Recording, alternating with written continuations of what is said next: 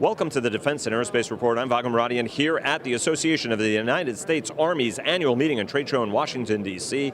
Our coverage here is sponsored by AM General, Elbit Systems of America, General Motors Hydrotech, L3 Technologies, and Leonardo DRS. And we're over at Boeing now, where we're meeting with retired United States Army Brigadier General Jamie Moran, who is the Vice President for Army Systems at Boeing's Washington office, to make sure that I say that right. Sir, thanks very much. I mean, we know how busy you are, so we appreciate you taking some time with us. Well, thank you, Vago, for coming by to see us. As you know, Boeing is the Army's #2 supplier. We're probably best known for our helicopter programs, where we have the Apache, the Chinook, the Little Bird for Special Forces, and we're working on the joint multi-role future vertical lift programs. And which of these four systems you see lined up behind me? Absolutely, absolutely stunning models. And you know, if only my study would permit me to have a beautiful Chinook sitting in it. One of your very own. One of my very own. I would actually like the real airplane, but I don't think that's going to happen anytime soon either. Let me ask you, I mean, each one of these shows is an opportunity for you guys to showcase what you guys are investing in, what you're interested in, but also what the Army is interested in. What are some of the priority things? You know, the G8 was just here and you spent some time talking to them. What are some of the key things you're talking to your customer about here at this show? Well, you know, we have these programs of record, which I just mentioned to you. And if you look at JMRFVL, the new helicopter for the Army, so Boeing, with our teammates, we're teamed with Sikorsky, as you know. We are putting in 80% of the money to build the first two prototypes and we'll be flying them next year. And so we're totally committed to this new market to help the Army develop its next generation of aircraft. We understand they don't have the money they need to do it all, and we're showing we have skin in the game in doing that. In addition to that, we have a lot of new innovations that I was just talking, for example, General Murray about, that we're also trying to bring to the Army, and obviously a show like this is a perfect opportunity to do that. So we're working on a ground-launched small-diameter bomb, where we take the successes we've done with the Air Force and the Navy on SDB, and then use it for an Army application firing out an MLRS rocket.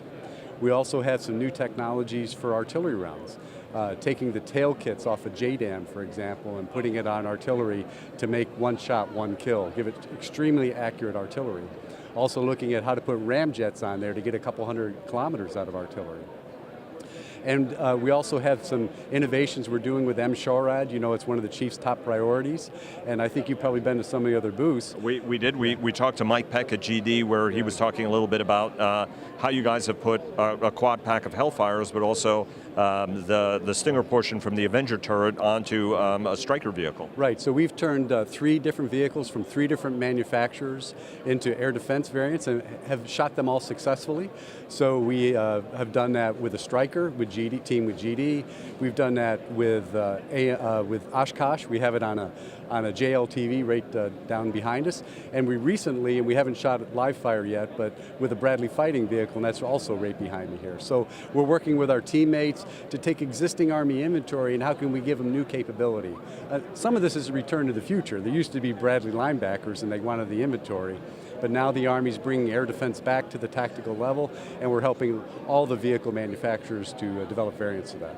It's something which is music to a lot of people's ears, actually. Let me ask you, I want to ask you about the helicopter program. You guys are teamed with Sikorsky on it. Yes. There were some concerns, and some people have asked, you know, hey, is that relationship still good? Because that contractor is pursuing another, or Lockheed rather, is teamed with somebody else. Talk to us a little bit about, you know, the challenges, or is the relationship ticking along fine from your perspective? I think the relationship is fine. We're teamed with Sikorsky. As you know, in the process of doing all that, Sikorsky got bought by Lockheed, which was teamed with Bell. So Lockheed's kind of on both teams right now, but they've assured us that they properly firewalled the 2 teams, so the Sikorsky folks who are working with us on the SB-1 Defiant are different and firewalled from the ones who work on the S-280 on the Bell side. You guys are working a compound rotor design on that. The Bell folks have been working on the Valor, their tilt rotor proposal. Both of you guys have tremendous experience in the tilt rotor side of the business, obviously as partners on the V-22 program. Talk to us a little bit about what you see as the merits of what you're putting, your approach, and I'm going to be asking Mitch Snyder the same question, why the tilt rotor approach is the right one. Why is that one the right one for the Army as far as you're concerned? Well, we think that the compound coax offset with a pusher prop is the right technology for the Army. And obviously, we make the V-22 team with Bell. And if you look at what the Army was looking for, they wanted a helicopter that flies fast, right? As opposed to an airplane that can hover.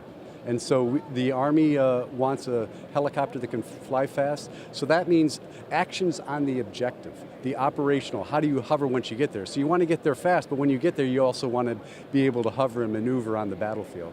And we thought that the coax was better designed for that operational need of hovering on the objective.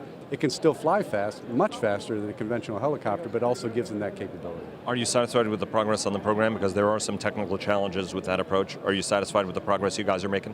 Absolutely.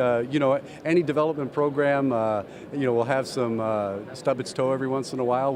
We don't think we've done that. We're on track. We're a little bit behind from where we want to be, but we think it'll be a successful program. And remember, the coax is not necessarily a new design in the fact that it had to be invented. We're engineering a concept that has been around for a while. Coax helicopters have been for a while, but never operationalized for the U.S. Army use. Let me ask you about continuing resolutions, budgetary uncertainty, which I'm sure leads for a very relaxed environment, especially every time you meet with Leanne Corrett or with Dennis. Talk to us a little bit about the challenges. We're still in a continuing, everybody's always said we can't do a continuing resolution. That's actually the norm and not the exception. What does that do for your business planning functions? And what does that do as you look at still a very uncertain acquisition account? Everybody hopes there's going to be more money. Nobody's definitively sure there's going to be more money. The Army still has a lot of other pressing needs, readiness being a key devourer of resources. What does that do for how you guys plan your internal investment to ensure that you guys are going to keep winning? For example, your point on the Defiant, you guys have 80% that you're investing in that program, which is quite a significant amount of money. Talk to us a little bit about the budgetary environment and how that affects how you guys make your strategic decision making. Well, I certainly will echo Secretary Mattis, who would disagree with him, that says, that CRs are not good for the defense of our country. And I don't know how many contractors in this building, probably over 1,000. No contractor will tell you that a CR is good for business because it lacks the ability to make stable planning. And programs like stable planning, you wouldn't want that in your own personal finances, and it's not good for these programs.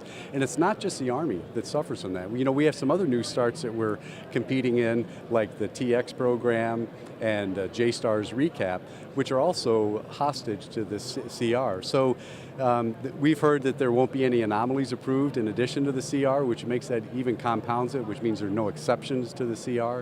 So I think that the best financial perspective for our country would have stable, known funding that comes at the right time, much as you would want in your own personal life for the defense environment also. And so how does that affect how you guys do strategic decision making, where you invest, where you hold, where you decide to stretch production of what you already have? Well, I think you've seen some of that. For example, you mentioned earlier, and I mentioned that we are investing in the JMR FEL. We're also investing in the TX.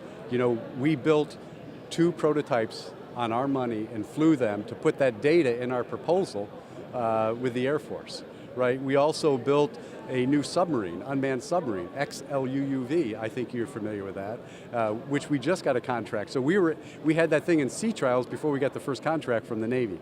So we are making strategic business decisions on where to invest in all the services. I gave you an example of an Army one, the Navy one, and an Air Force one, to make sure that we are doing what we can to help the government through this time that they're going, and hopefully it gets resolved in the future.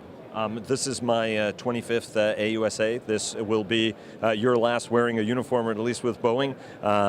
Talk to us about what you're thinking about doing after retirement, after devoting your entire life to national security. Well, I only think I have you beat by 1 year. This is my 26th AUSA.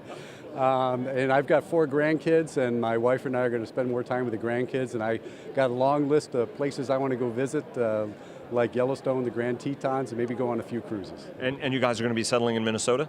Yes, you know, we're trading, some people, I get poked all the time about going to Minnesota, but we're trading a little cold weather to be with family, and family's number one. That's true, and I absolutely love cold weather, and as far as I'm concerned, it can't snow enough as far as I'm concerned. So congratulations, sir. Thanks very much. Thank you. It's been a pleasure working with you all this years, and I wish you the best. And you always got a place to stay if you come up there. Sir, thanks so much. We really appreciate it. Thank you. Bye-bye.